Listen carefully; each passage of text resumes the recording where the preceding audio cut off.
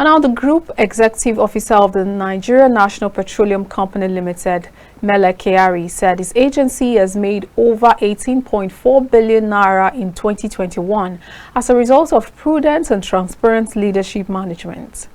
NNPCL boss disclosed this during a resumed investigative hearing of the ad hoc committee on the acquisition of OVH Energy by NNPCL in Abuja. Kyari also said the company now has over 900 fuel stations spread across the country, while controlling about 30% of markets in the downstream sector of the petroleum industry.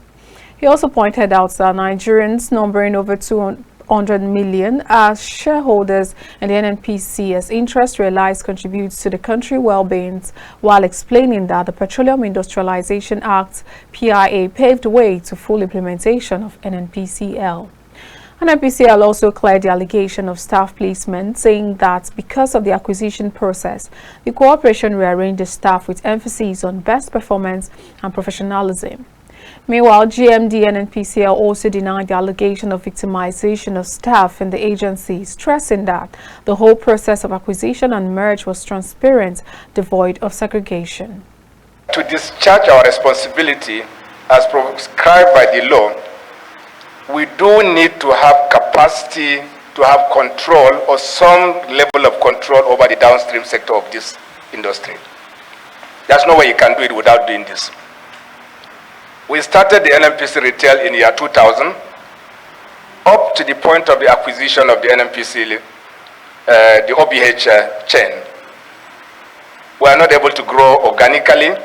They don't serve the purpose. There are dealers who cannot pay for the cost of the product. You have locations where we cannot guarantee either quality or quantity of the product that is sold. And we failed to grow organically over 23 years. So the only way you can meet that gap is to do something strategic, and it is very, very difficult in our industry. You have to acquire other people's assets if you want to grow, tangentially, quickly, to meet the requirement of the PI, and not just that, to also grow this company to be the business that it should be.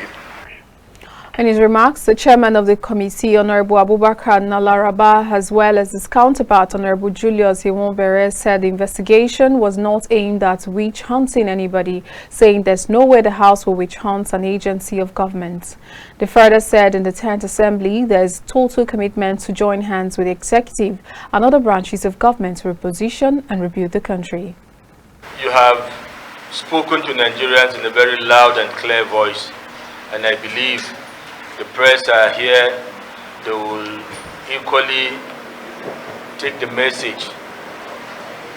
We honorable members, we've listened very attentively to your presentations, and I believe some of us, or most of us, are in a clearer picture of what actually transpired between the process of acquisition of OVH by the NNPC Limited.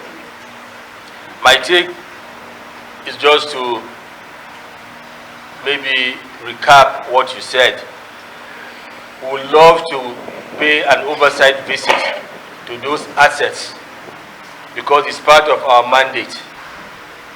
Because part of the allegations on the acquisition of OVH is those assets of OVH were not properly listed.